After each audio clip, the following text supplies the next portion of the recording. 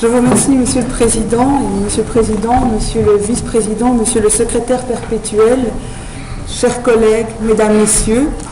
Je tiens à vous dire que c'est avec beaucoup d'émotion que je prends la parole aujourd'hui, honnêtement, parce que être ici, dans cette compagnie, parmi vous, je trouve que c'est un réel honneur. Et je tiens à vous faire partager, durant cette présentation de 30-35 minutes, les travaux qui sont réalisés dans notre groupe de recherche, mais surtout resituer ces travaux dans un contexte beaucoup plus global de santé publique.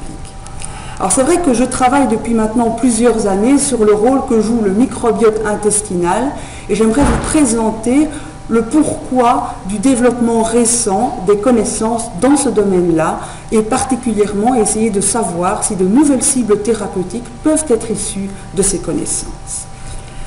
C'est vrai que le microbiote intestinal, on y accorde une grande importance parce que si l'on réfléchit, c'est un écosystème qui nous habite et constitué de 100 000 milliards de bactéries. C'est-à-dire 10 fois plus de cellules bactériennes qui colonisent notre intestin que de cellules qui constituent notre propre organisme. C'est donc un organe interne extrêmement important quantitativement. Alors je l'ai représenté sous cette icône de l'iceberg parce qu'effectivement, on ne connaît absolument pas tout de ce microbiote intestinal et jusqu'il y a quelques années, on était seulement voué à sa connaissance via des méthodes principalement de culture. Or, une grande partie des bactéries qui sont présentes dans le microbiote intestinal ne sont pas cultivables et donc gardent leur secret. Le séquençage du génome bactérien que l'on appelle microbiome a permis de faire de réels progrès dans la connaissance de ces bactéries et des autres micro-organismes qui colonisent notre intestin et surtout de mieux comprendre quelles sont les interactions qui peuvent se produire entre ce microbiome et le génome de l'hôte, par exemple. Donc on savait depuis très longtemps que les bactéries intestinales, nous vivions en symbiose avec elles parce qu'elles sont capables de pouvoir synthétiser des vitamines essentielles, comme la vitamine K par exemple, mais elles sont également capables de pouvoir produire des substances qui vont pénétrer dans notre organisme et pouvoir jouer un rôle régulateur du métabolisme.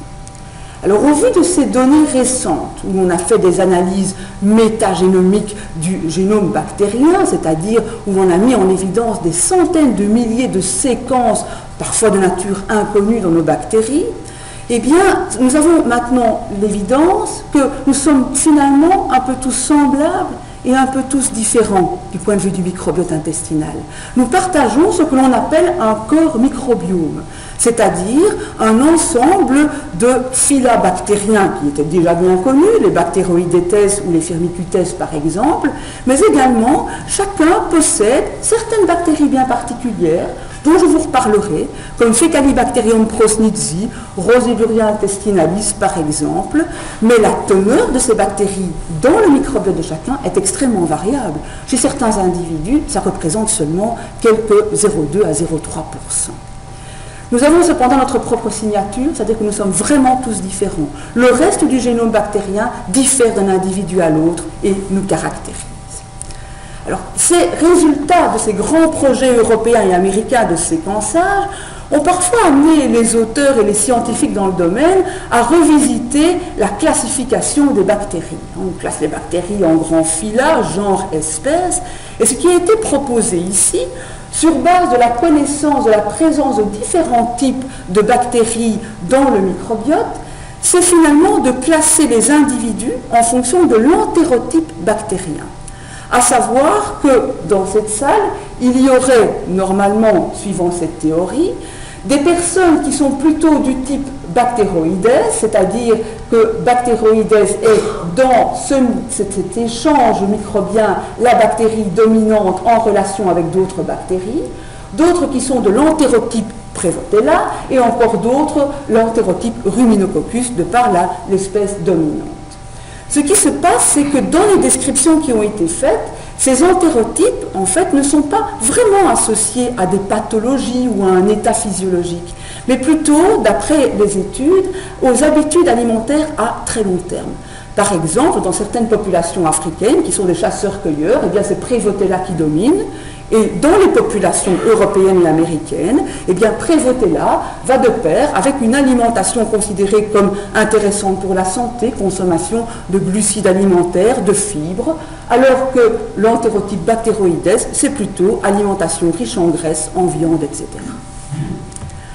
Ce que je propose de faire aujourd'hui avec vous, c'est d'essayer de comprendre comment ces évolutions dans la connaissance du microbiome peuvent avoir un impact sur la santé en me focalisant sur un désordre pathologique très important qu'est l'obésité et le cortège des pathologies qui y sont associées, bien entendu, comme le diabète ou les maladies cardiovasculaires. Alors on sait depuis très longtemps qu'en fait une inflammation existe chez des patients obèses et diabétiques et qui peut d'ailleurs concourir aux altérations métaboliques. Je vais tâcher de vous montrer que le microbiote intestinal peut jouer aussi un rôle dans ce cortège de pathologies et notamment jouer un rôle au niveau de l'inflammation associée à ces pathologies.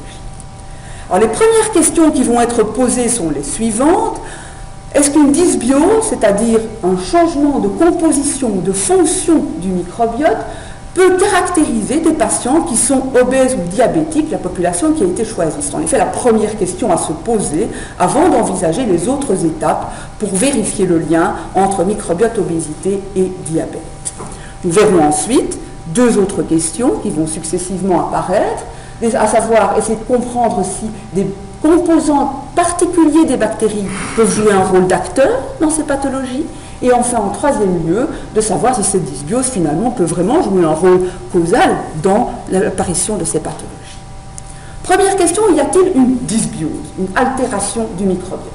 La réponse est oui, au vu des données qui ont été, des données Princeps qui ont été publiées par des groupes américains et qui ont montré, en analysant le microbiote intestinal de personnes obèses et dans des cohortes de jumeaux homozygotes et hétérozygotes, ils ont pu montrer que, indépendamment du patrimoine génétique de l'individu et indépendamment de leurs conditions de vie, on pouvait vraiment classer les individus obèses en fonction de la diversité microbienne. Cette diversité microbienne étant vraiment moindre chez les personnes obèses par rapport aux personnes saines. Ensuite, de manière naturelle, les auteurs se sont penchés sur la connaissance des phyla, des grands phyla bactériens qui dominent notre microbiote, et ils ont pu mettre en évidence que par rapport à des personnes saines, qui ont un certain rapport Firmicutes sur Bacteroidetes, chez les personnes obèses, il y a un shift de ces phyla bactériens en faveur des Firmicutes et à l'instar des Bacteroidetes. De manière assez intéressante. Lorsqu'on soumet ces individus obèses à un régime alimentaire, qu'ils soient pauvres en glucides ou pauvres en lipides, on voit qu'il peut y avoir finalement une restauration de ce profil bactérien, ce qui est relativement encourageant si l'on pense à une approche nutritionnelle. Quand on regarde maintenant le genre de données que l'on voit dans la littérature et qui tentent d'aller un peu plus loin pour caractériser la relation entre cette dysbiose et les altérations métaboliques, voilà le genre de figure tout à fait illisible que l'on voit dans la majorité des articles scientifiques. À savoir que ce sont principalement des études de corrélation qui sont effectuées. C'est-à-dire que sur base de l'élucidation du microbiome, on va corréler les différents changements bactériens avec les paramètres biologiques, ici, chez des patients qui sont diabétiques.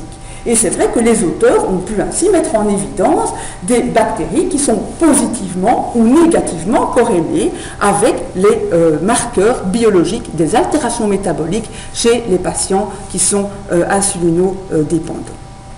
Ça veut dire que finalement, quand on regarde la manière dont les résultats sont interprétés aujourd'hui concernant la dysbiose, je me réfère souvent à ce tableau de James Ensor en disant qu'on essaye finalement de savoir s'il y a, entre guillemets, des mauvais bougres qui sont présents dans le microbiote intestinal et s'il y a moyen de pouvoir promouvoir des bactéries, des genres bactériens, des clusters bactériens qui, eux, ont plutôt un effet bénéfique pour la santé.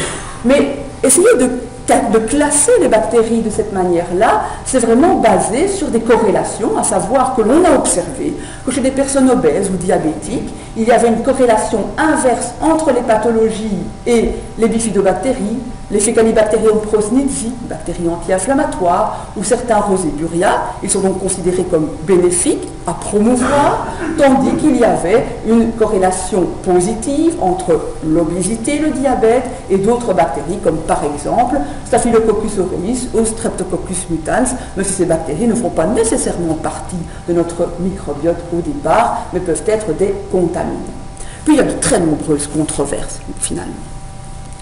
La deuxième question que l'on se posait, si l'on pense que le microbiote peut jouer un rôle dans les pathologies obésité et diabète, il faut penser que peut-être certains éléments présents, sécrétés par la bactérie, doivent jouer ce rôle d'acteur. Et au laboratoire, donc Patrice Cani, au moment où il a effectué sa thèse et au cours de son post-doctorat, a beaucoup travaillé dans des modèles expérimentaux au départ sur les changements microbiens et surtout sur le rôle que pouvaient jouer certains éléments qui sont les lipopolysaccharides bactériens qui font partie de la membrane des bactéries gram-négatives. Ces lipopolysaccharides ou LPS sont bien connus parce qu'effectivement ils peuvent jouer un rôle dans des pathologies infectieuses qui sont dramatiques, mais ce qu'il a pu montrer, c'est que dans des modèles d'obésité, associés à une diminution de certaines bactéries, bifidobactéries ou Akkermansia, les lipopolysaccharides bactériens pouvaient transloquer, apparaître dans le sang périphérique et provoquer ainsi ce que l'on appelle une endotoxémie métabolique. Il y avait une augmentation de la teneur en LPS, pas très importante, d'un facteur 2 seulement dans les modèles expérimentaux, mais également ici chez des patients diabétiques. Et cette endotoxémie métabolique est capable, per se, d'aller produire une inflammation en périphérie dans les tissus et donc participer notamment à l'insulinorésistance. Mais ça n'est pas du tout dû à une augmentation du nombre de bactéries gram-négatives dans l'intestin. C'est vraiment des altérations de la barrière intestinale qui permettent ce passage de lipopolysaccharides en cas d'obésité. Et il a mis en évidence les différents facteurs qui compromettent la barrière intestinale et provoquent ce genre de choses. La troisième question, c'était de savoir si cette dysbiose ou les altérations microbiennes peuvent en tant que telles causer des altérations métaboliques. Et là, je me réfère à des données expérimentales qui ont été obtenues chez des souris axéniques, c'est-à-dire des souris qui, bien avant la naissance, sont maintenues dans des conditions stériles, de manière à ce qu'elles n'ont aucun microbiote présent au départ de l'expérience. Et ces souris axéniques, on peut leur inoculer, en fait, le microbiote venant de différents animaux, soit des animaux sains, soit des animaux obèses qui ont une dysbiose qui est caractéristique et similaire à ce qu'on a observé chez l'individu humain. Et que se passe-t-il quand on compare les souris qui ont été inoculées avec l'une ou avec l'autre de préparation microbienne? On constate que les souris, les donneurs, parce que les donneurs sont des souris OB, c'est-à-dire leptines déficients, des souris obèses, on va vraiment promouvoir de manière plus importante le développement de la masse grasse, mais aussi l'insulinorésistance. Et c'est vraiment lié au transfert de caractéristiques métaboliques du microbiote où on crée une véritable épargne énergétique via ce microbiote intestinal. Alors, si une dysbiose apparaît, s'il peut y avoir une relation de cause à effet, bien entendu, il faut essayer de se poser la question, peut-on changer ce microbiote et peut-on espérer que cela peut avoir un impact au niveau de l'état de santé? Alors là, je vais me référer à une figure qui en fait a été publiée dans un très bon article de revue que je conseille pour ceux qui sont intéressés par le sujet et qui en fait fait un peu un retour en arrière. Vous constaterez que j'ai toujours parlé de microbiote intestinal alors que le terme courant qui est utilisé c'est flore intestinale très souvent. Et en fait ce terme actuellement est plutôt banni des spécialistes dans le domaine parce qu'il fait plutôt référence à la notion de fleur, de flore et ils ont souhaité que l'on parle dès aujourd'hui de microbiote intestinal. Et pourtant, on trouve dans cet article de Nature une image que je trouve, une iconographie que je trouve très parlante pour essayer de mettre en évidence comment le microbiote peut être altéré, avoir une dysbiose et comment pouvoir le changer. Imaginons un jardin comme celui-ci qui est dévasté par une prise d'antibiotiques. On est tous au courant que la prise d'antibiotiques à forte dose va bien sûr compromettre cet équilibre microbien au niveau de l'intestin. Et si on laisse notre intestin se recoloniser spontanément, on ne va pas retrouver le beau gazon qui existait auparavant, mais on va vraiment laisser parfois des zones où il y a une recolonisation par certaines bactéries qui n'étaient pas là présentes initialement. Peut-on essayer maintenant d'éviter ce genre de phénomène, ou bien peut-on essayer de contrer cette dysbiose qui s'est installée par exemple dans l'obésité? Là, il y a différents outils possibles. Et je vais venir à l'illustration de la manière dont ces différents outils peuvent être mis en évidence. La première question, le premier outil qui avait été proposé dans de très anciens articles, c'est de se dire, l'antibiothérapie peut-elle, en changeant le microbiote, jouer un rôle sur l'obésité? Clairement, dans les données expérimentales, oui. Vous donnez à des souris obèses des antibiotiques à large spectre, vous allez faire disparaître une grande partie de leur microbiote intestinal et ça améliore la tolérance au glucose. Bien entendu, il y a d'autres données expérimentales extrêmement importantes et qui démontrent qu'une antibiothérapie chez l'enfant, par exemple, va plutôt promouvoir l'obésité. Donc, et en plus, on connaît très bien tous les dangers de l'antibiothérapie, donc à mon sens, oublions à ce stade complètement ce type de traitement. Deuxième manière de modifier le microbiote, c'est finalement de pouvoir reposer un gazon, je ne vais pas dire synthétique, mais un gazon nouveau qui est entier. C'est-à-dire, peut-on échanger, peut-on implanter un microbiote? La réponse est oui.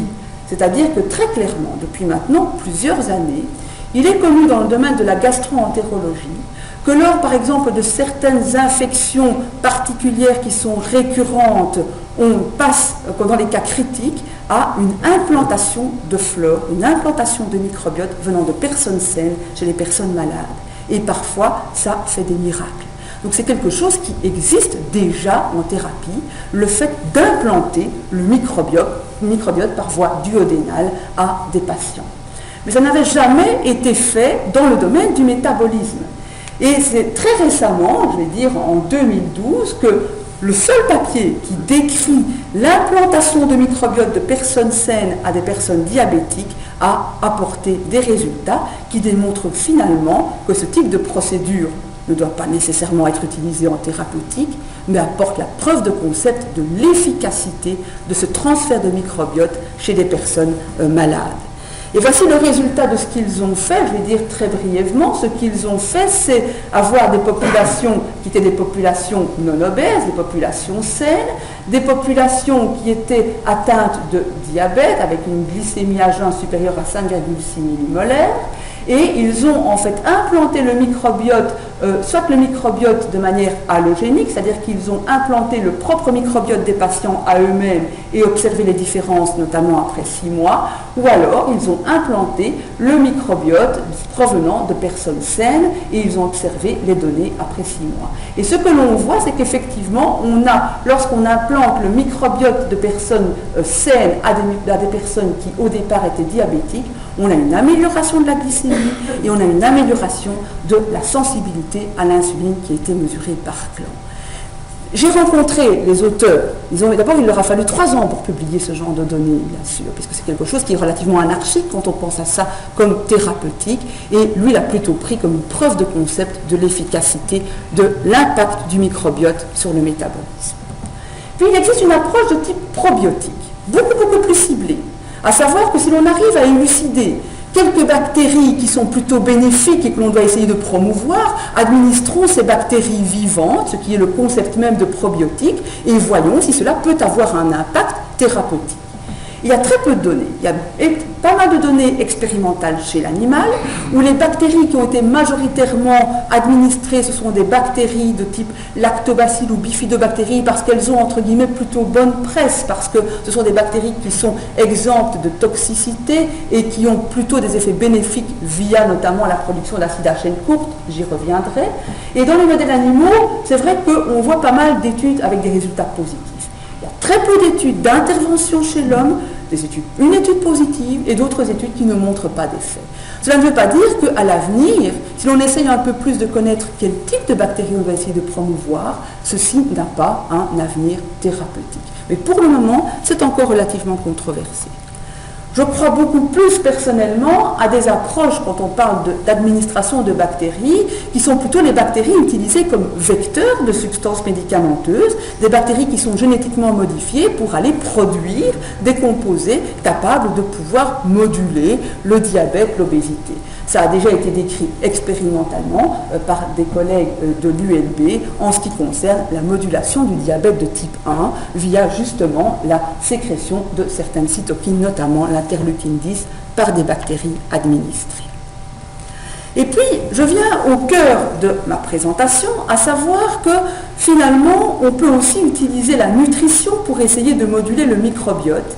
Et j'ai eu la chance de grandir scientifiquement auprès de Marcel Robert Froid, qui était vraiment un initiateur reconnu maintenant au niveau international du concept de prébiotique. À savoir que nous avons tout intérêt à ingérer des nutriments qui échappent à la digestion dans la partie haute de notre intestin, parce que cela peut nourrir des bactéries et par là moduler spécifiquement, relativement spécifiquement, le microbiote intestinal. Parmi les substances qui peuvent jouer un rôle, voici un exemple parce qu'il a été le plus étudié, ce sont des fructanes, des fructo-oligosaccharides qui, de par leur structure chimique, ce sont des liens bêta entre unités fructose qui caractérisent ces molécules, vont complètement échapper à l'activité de toute amylase ou de toute hydrolase présente dans notre intestin, mais par contre, des bactéries qui expriment des bêta-fructosidases, et c'est le cas des bifidobactéries, peuvent utiliser ces fructanes comme substrat et acquérir par là un avantage prolifératif.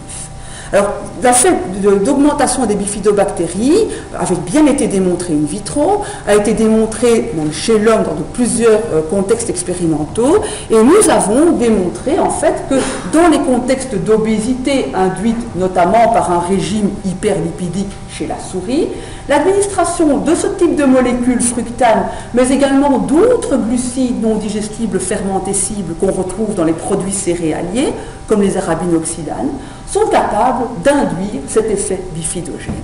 Mais nous verrons que si l'effet d'augmentation des bifidobactéries est vraiment la signature de ces effets prébiotiques, il y a bien d'autres changements bactériens qui peuvent concourir aux améliorations métaboliques. Parce qu'en effet, dans le concept même de prébiotique, l'idée c'est d'associer les changements bactériens avec une amélioration de l'état métabolique d'un individu dans un contexte. Et je fais ici un résumé de ce qui a été démontré expérimentalement par divers groupes, à savoir que quand on administre ces prébiotiques dans des modèles expérimentaux, il y a une amélioration de la fonction barrière de l'intestin, qui était, souvenez-vous, relativement importante, suivie d'une diminution de l'endotoxémie, c'est-à-dire du taux de LPS et de l'inflammation systémique. Cela produit un effet satiétogène, c'est-à-dire une augmentation de l'appétit, et diminue dans tous les cas la stéatose hépatique, dans certains cas l'adiposité, et améliore la glycémie. Alors certaines données ont été démontrées également chez l'homme, ce qui est quand même relativement intéressant. Et là, il faut savoir que ce type de fructane, ce n'est pas du tout des médicaments, ça échappe complètement à la législation du médicament, et ça rentre en fait dans la législation des allégations qui sont aujourd'hui sous le contrôle européen de l'European Food Safety Agency. C'est-à-dire que si l'on veut reconnaître un effet thérapeutique finalement de nutriments, eh bien on doit remettre un dossier à l'EFSA pour l'acceptation de cette allégation, et ce sont des scientifiques, des experts qui se prononcent sur l'acceptation ou pas de ce type d'allégation. Il faut savoir que pour la première fois, juste la semaine dernière, l'allégation diminution de la glycémie, amélioration de la glycémie a été attribuée par l'EFSA à ces fructanes qui reconnaissent donc les effets thérapeutiques. Mais notre intérêt à nous, je vais dire finalement en tant que scientifiques dans cette salle aussi, c'est de comprendre, ce n'est pas seulement de mettre à jour des effets métaboliques, mais de comprendre comment les choses fonctionnent. Alors, on s'est posé cette question au laboratoire et l'on sait que ces fructanes ou ces arabinoxylanes ou d'autres composés, lorsqu'ils sont fermentés et changent le microbiote, vont avoir une interaction directe avec les premières cellules qu'ils rencontrent, c'est-à-dire tous les types cellulaires présents au niveau de la muqueuse intestinale. Et on peut s'intéresser en premier chef à toutes les cellules qui vont jouer un rôle dans cette fameuse fonction barrière de l'intestin, à savoir les cellules épithéliales et les cellules de Goblet, qui en fait sont les cellules sécrétrices de mucus, le mucus protégeant la muqueuse intestinale de l'environnement bactérien. Ce que l'on a pu mettre en évidence, c'est qu'effectivement, chez les souris qui sont obèses comme ici, il y a une chute drastique de l'expression et de la localisation adéquate de protéines de jonction qui sont très importantes pour le maintien de la fonction barrière de l'intestin, protéines de jonction entre entérocytes. Et lorsqu'on administre des glucides non fermentés, on ne change rien à ce phénomène, alors que par l'administration des prébiotiques fructanes, on va améliorer en fait l'expression et la position de ces tight junction protéines, de ces protéines de jonction. Ce que l'on sait aussi, c'est que quand on parle cette fois-ci de mucopolysaccharide et du mucus intestinal, il y a quelques publications qui démontrent que certaines bactéries sont particulièrement intéressantes dans ce contexte. Et je vais vous en citer une. C'est Akkermansia mucinifila. C'est une bactérie gram-négative. Donc a priori, je veux dire, elle n'a pas bonne presse dans le contexte LPS.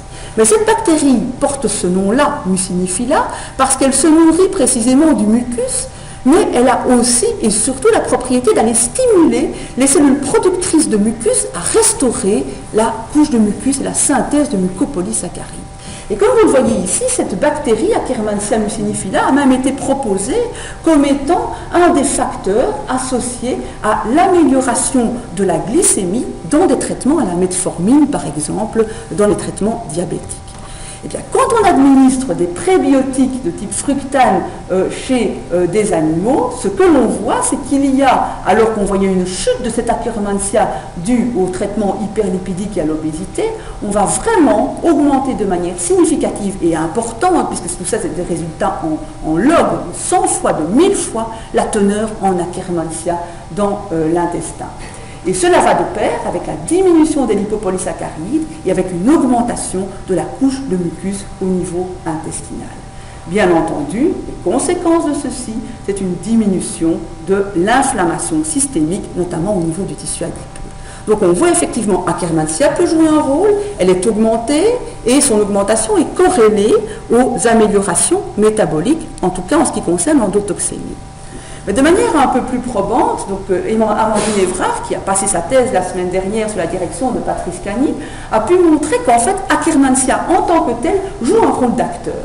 En effet, on voit ici la chute d'Akkermansia que je vous ai montré tout à l'heure, et lorsqu'on administre Akkermansia mucinifila vivant et non pas sous forme tuée à la chaleur, on peut voir qu'effectivement on a une amélioration de la couche de mucus, de l'épaisseur de la couche de mucus et aussi une sécrétion de peptides antimicrobiens. Mais ça veut dire que dans ce contexte d'obésité, Akkermansia en tant que telle peut jouer un rôle d'acteur et elle est promue par ses prébiotiques. Le second mécanisme qui est évoqué était peut-être un peu plus curieux, parce qu'effectivement, dans l'intestin, on a également des cellules endocrines. Ces cellules endocrines vont bien entendu, comme leur nom l'indique, sécréter des hormones qui ont un potentiel de régulation métabolique très important. Et parmi ces hormones, il en est certaines qui sont vraiment dans le contexte du diabète des cibles thérapeutiques, et plus que des cibles thérapeutiques, des médicaments sont déjà sur le marché basés sur certaines de ces hormones. Par exemple, le glucagon-like peptide 1, ou GLP1, est un peptide qui est, considéré comme incrétine, va stimuler la sécrétion d'insuline, mais peut aussi avoir d'autres effets, des effets satiétogènes, et également de diminuer la lipogenèse hépatique. Il faut savoir que ce sont les cellules L intestinales qui vont se sécréter ce GLP1, et co-sécréter en même temps un peptide qui est issu du même gène, que l'on appelle GLP2, mais qui lui joue un rôle beaucoup plus local dans les fonctions intestinales.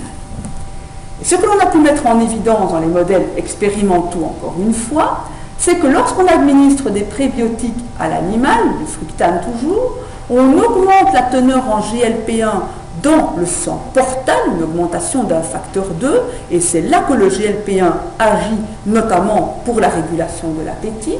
Et on a aussi pu mettre en évidence que c'était lié à une augmentation du nombre de cellules endocrines dans l'intestin. C'est-à-dire que ces nutriments non digérés, qui modifient le microbiote, sont capables d'augmenter la différenciation de cellules endocrines dans l'intestin. Et c'est de nouveau certaines bactéries qui sont positivement corrélées avec ces cellules L, et notamment, encore une fois, la fameuse Akkermansia mucinifila. Comment cela se passe ? comment finalement peut-on penser que la fermentation bactérienne puisse jouer un rôle sur les fonctions endocrines?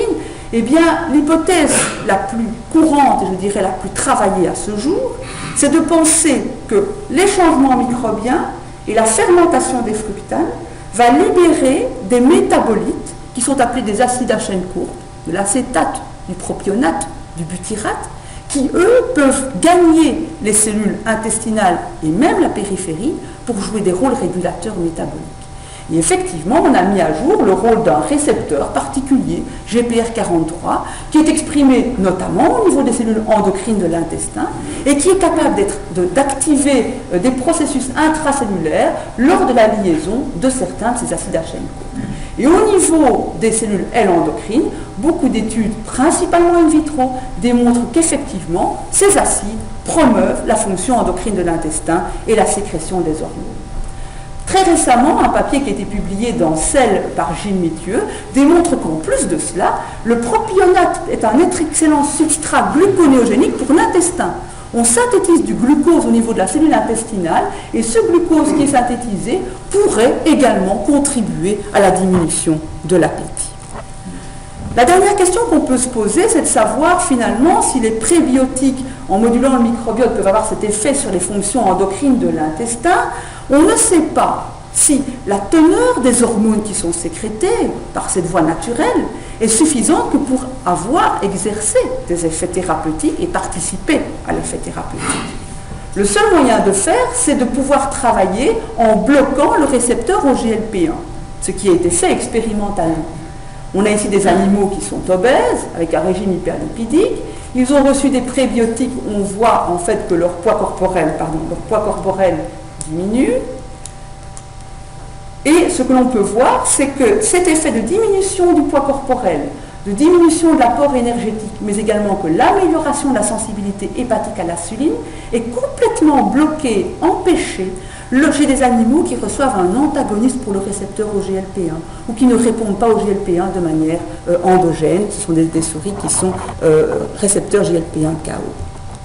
Donc on en arrive à l'idée qu'on peut, par des différents constituants de l'alimentation qui provoquent des changements microbiens, moduler des fonctions clés de l'intestin, fonctions barrières et fonctions endocrines, qui peuvent avoir un impact à distance, un impact sur l'obésité et le diabète.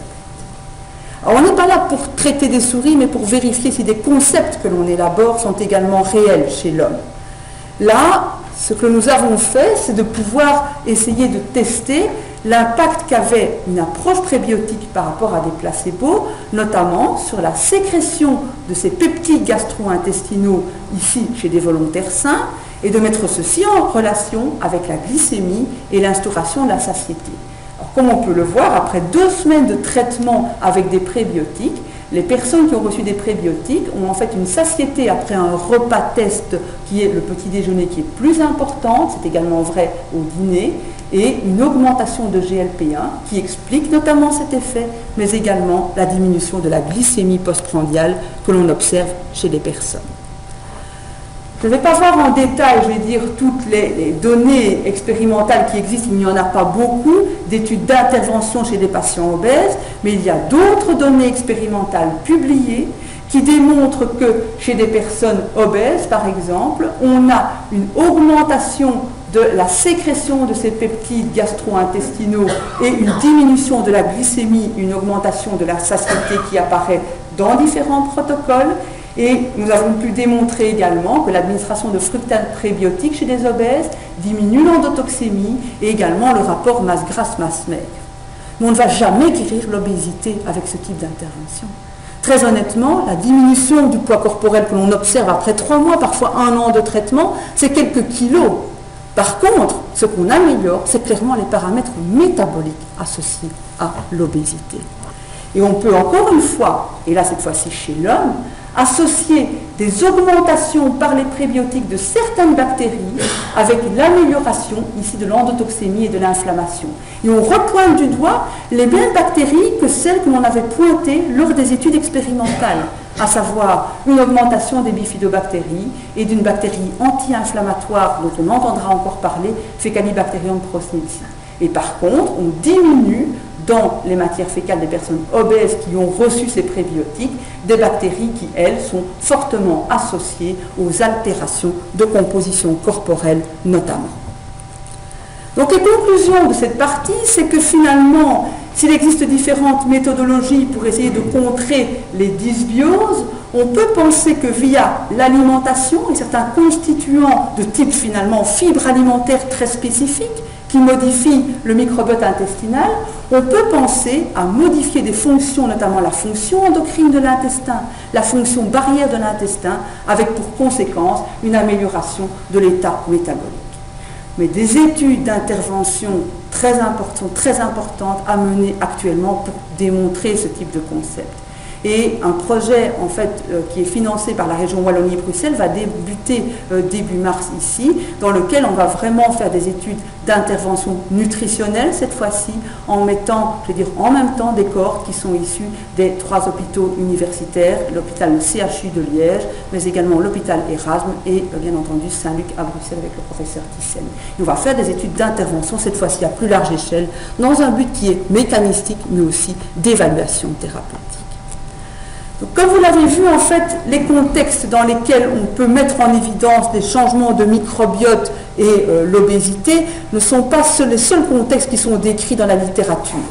Alors, je crois que je n'ai plus le temps de pouvoir vous détailler les données expérimentales que je souhaitais, présenter aujourd'hui, mais je vais simplement détailler avec vous, durant les 5 dernières années, les types d'altérations physiopathologiques dans lesquelles on a clairement mis en évidence qu'il existait une dysbiose et parfois que certaines interventions pouvaient effectivement passer par le microbiote et expliquer des améliorations métaboliques.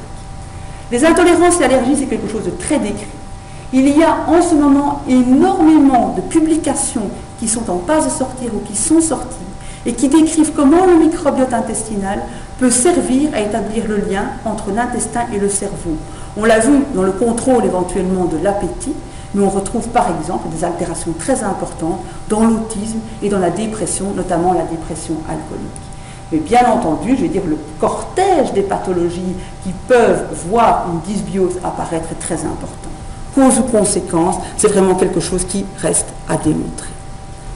Le défi, je crois, que l'on a aujourd'hui, au vu de ces données expérimentales, qui pour la plupart sont, je trouve, extrêmement descriptives de par l'ampleur des données qui sont à disposition, c'est de travailler de cette manière-là. Et je reviens ici à une peinture de René Magritte, où finalement la beauté pour moi de ce tableau, c'est lié à la lumière. Et on voit qu'il existe en fait 2 sources de lumière, celle-ci et le réverbère qui se trouve ici. Et je trouve qu'il y a 2 types de sciences qui doivent vraiment travailler de concert pour essayer d'élucider le rôle du microbiote pour la santé en général. L'approche métagénomique et la connaissance du génome bactérien nous permet d'entrevoir des cibles, des bactéries, des consortia bactériens que l'on n'aurait pas imaginés. Mais il faut bien entendu aussi avoir des recherches extrêmement précises pour essayer d'élucider comment les éléments bactériens peuvent interagir avec les cellules de l'hôte et par là donner une crédibilité à l'impact de cette cible thérapeutique potentielle dans thérapeutique en général.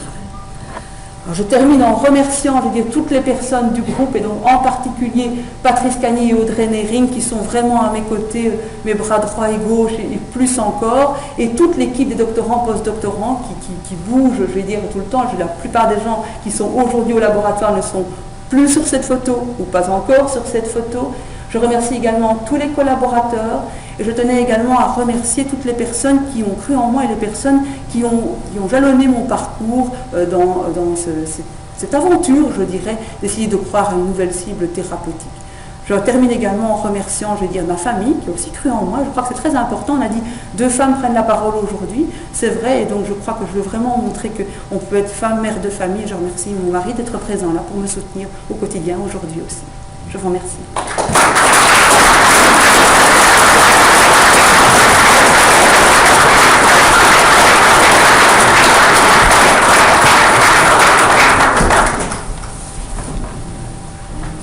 Un tout grand merci, Madame Dezen, pour ce brillant exposé, très clair sur le plan pédagogique. La rigueur de votre démarche scientifique doit aussi être soulignée. Votre exposé est ouvert à la discussion. Oui. Madame Denis d'abord, honneur. Bonjour et bravo pour cette présentation. Merci.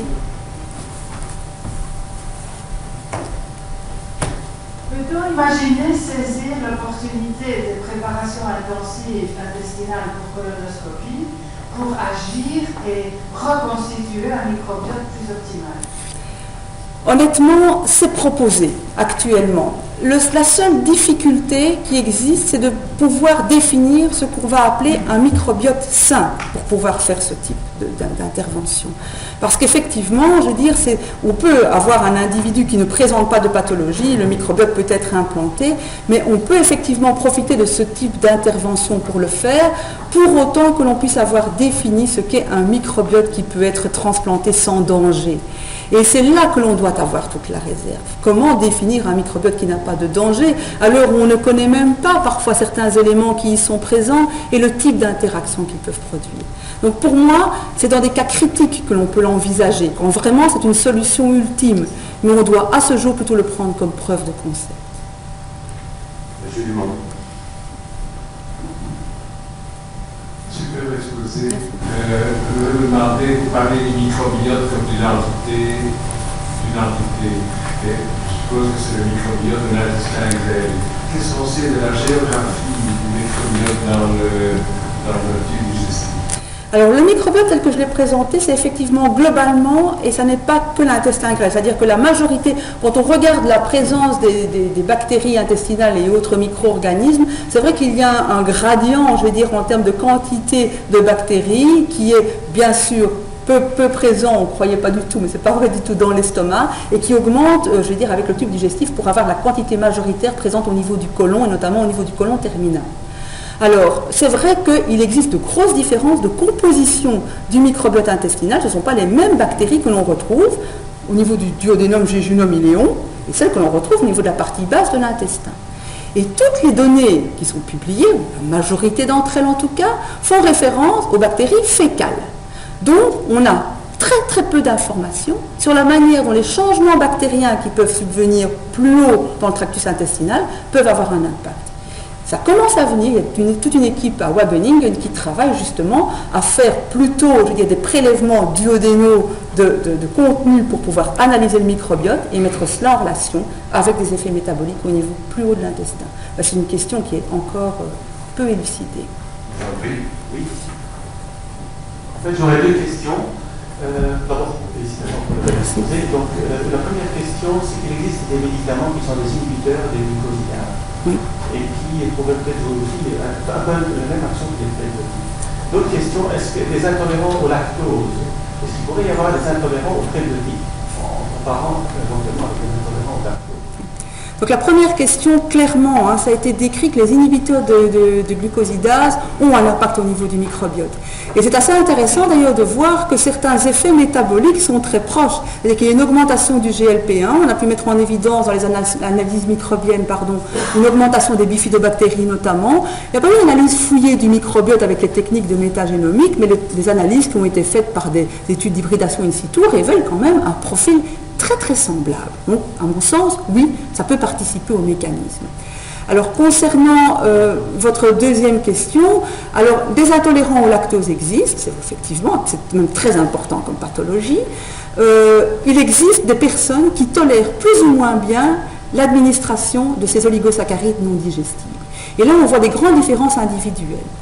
Dans des tests que nous avons faits d'intervention chez les patients obèses ou bien chez les personnes saines, clairement, il y a des personnes qui vont très bien tolérer, c'est-à-dire qui vont pouvoir ingérer des quantités de 4 à 8 grammes sans rien ressentir, et d'autres qui vont ressentir des ballonnements, mais qui, normalement, chez la majorité des individus, disparaissent très rapidement.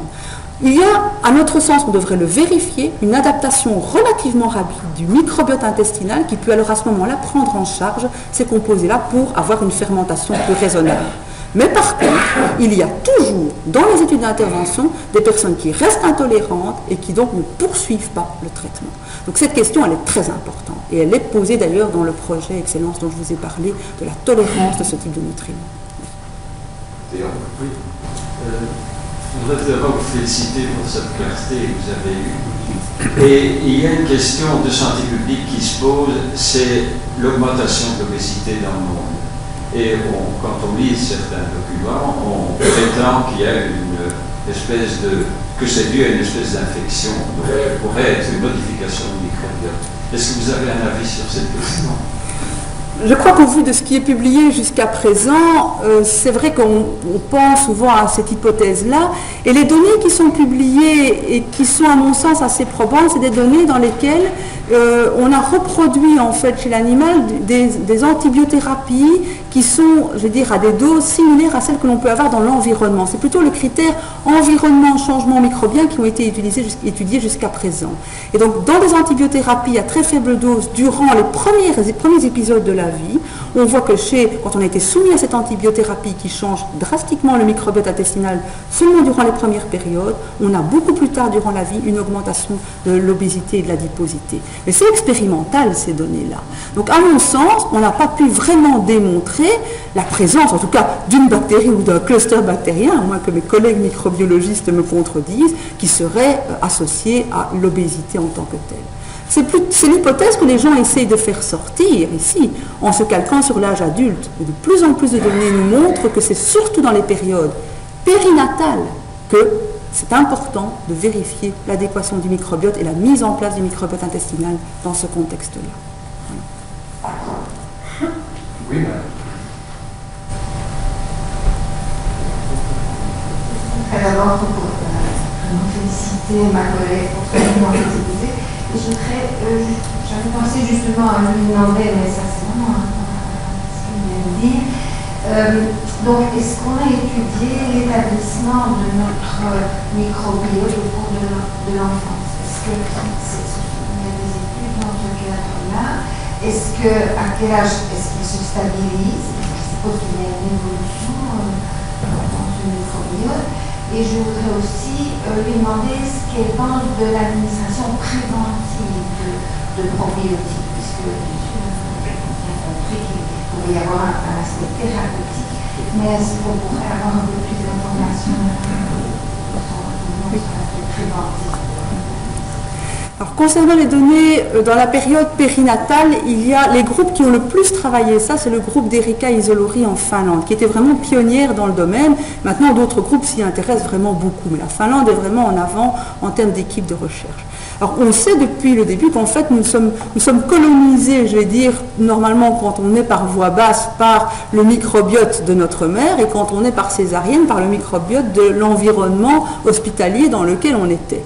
Mais fort heureusement pour nous, je vais dire, ce qui se passe, c'est que ce sont surtout les périodes de nutrition périnatale qui vont permettre l'instauration d'un microbiote intestinal qui ne sera pas le même chez chaque individu. C'est-à-dire que dans le lait maternel, il existe des galacto-oligosaccharides qui vont par exemple promouvoir le développement de ces fameuses bifidobactéries qui n'existent pas à la naissance, c'est tout au début de la vie, mais qui apparaissent de par cette nutrition. Mais la modulation globale du microbiote en réponse au lait maternel peut être différente d'un individu à l'autre. L'hypothèse actuellement, c'est que notre mère, et peut-être notre père, il y a quelques données, mais encore très sporadiques, nos parents en tout cas, nous donnent, d'un point de vue génétique, un conditionnement à accepter et à développer un certain microbiote. Ce qui est quand même relativement rassurant, je dirais, parce que sinon les enfants nés par césarienne par rapport par voie basse auraient d'emblée un gros problème et ne pourraient pas, je veux dire, vivre avec autant de sérénité, je dirais, à ce vu-là. Donc on voit vraiment maintenant, on ne comprend pas encore vraiment comment, le patrimoine génétique peut avoir une influence sur la manière dont on répond. Mais bien sûr qu'il y a une évolution. Quand ça s'arrête, je dirais pratiquement jamais, quand on regarde finement ce qui se passe au niveau microbiote, chaque fois que nous mangeons, finalement, nous allons changer certains éléments bactériens. Mais disons qu'en termes de corps microbiome, ou en tout cas, je vais dire, de grands filats bactériens, normalement, à partir de 2 ans, 2 ans et demi, on est déjà stabilisé. Oui, monsieur Lamy. J'entends fréquemment présenter le tube digestif comme notre deuxième cerveau. Y a-t-il beaucoup d'interférences entre le microbiote et les cellules nerveuses qui sont par ailleurs très nombreuses au niveau du tube digestif chez nous? Clairement, oui. Donc je crois que parmi les fonctions microbiennes très intéressantes à travailler, on le voit beaucoup justement avec ces données qui relatent la dysbiose dans l'autisme, etc. On va de plus en plus accorder de l'importance à cette composante neuronale, notamment du système nerveux entérique. Et par exemple, c'est vrai que ce que l'on voit, c'est que quand on empêche, je vais dire, le système nerveux autonome de fonctionner de manière expérimentale, on change la réponse aux nutriments qui modifient le microbiote. Donc effectivement, c'est quelque chose de très très intéressant et qui, à mon sens, démarre seulement, mais c'est crucial. Oui. Oui.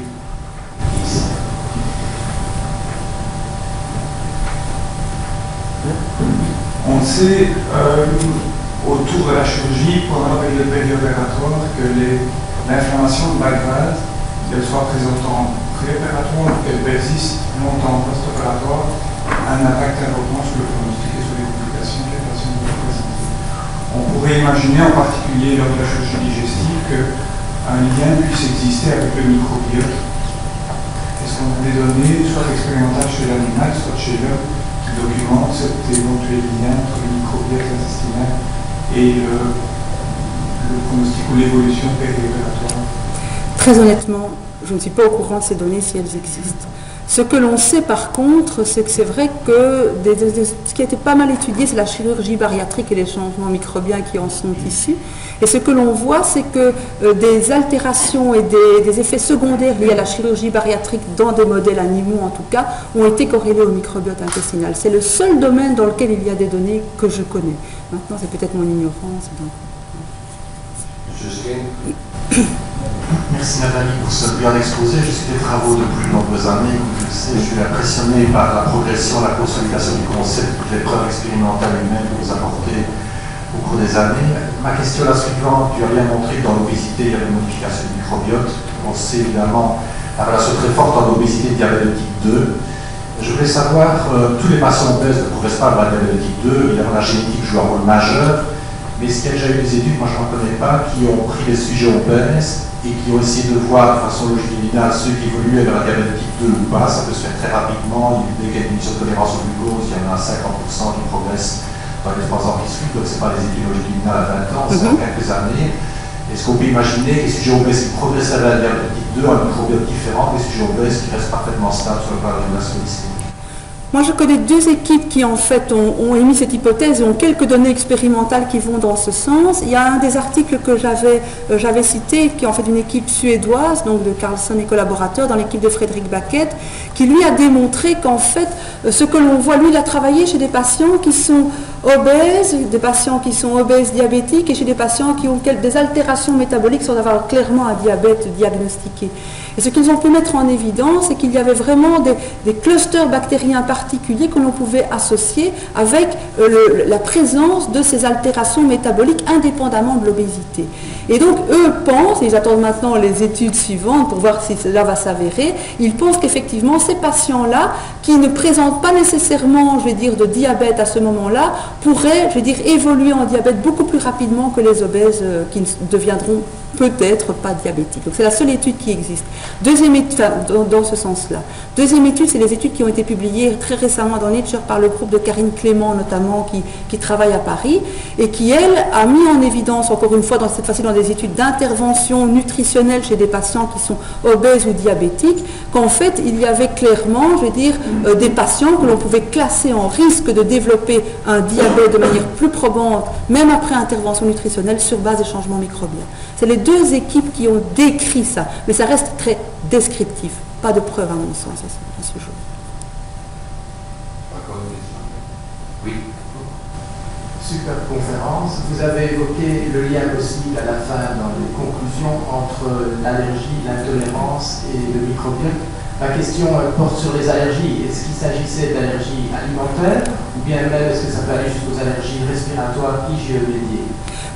La personne qui a le plus travaillé ça, c'est encore une fois le même groupe, le groupe d'Erika Isolori, et donc elle a principalement travaillé sur les dermatites atopiques, par exemple, et la relation qui pouvait exister avec le microbiote, mais elle a aussi quelques données avec des allergies respiratoires. Mais ce qui était principalement travaillé avec elle, c'est les dermatites atopiques.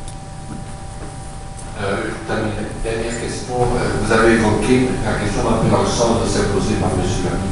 Vous avez évoqué une corrélation possible entre les affections psychiatriques, par exemple la dépression, et le changement du microbiote, cause ou conséquence. Dans l'hypothèse où ce serait une conséquence, théoriquement, quel pourrait être le mécanisme à votre avis? Bon, je crois qu'on devrait d'abord aller voir ce qu'il en est au niveau du comportement alimentaire de ces personnes, parce que quand même ça peut avoir effectivement une importance aussi. Hein. Alors le mécanisme qui a été décrit dans un contexte que je connais un peu plus parce que je l'ai travaillé avec mon collègue Philippe de Timary, c'est une hypothèse selon laquelle les changements microbiens peuvent avoir un impact au niveau de la fonction barrière de l'intestin et promouvoir l'inflammation. Et donc on sait que certaines cytokines pro-inflammatoires peuvent avoir un effet, je veux dire, sur la dépression et sur le comportement.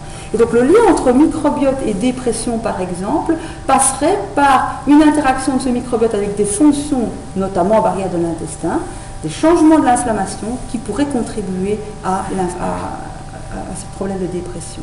Mais ça reste encore très peu décrit et ça commence.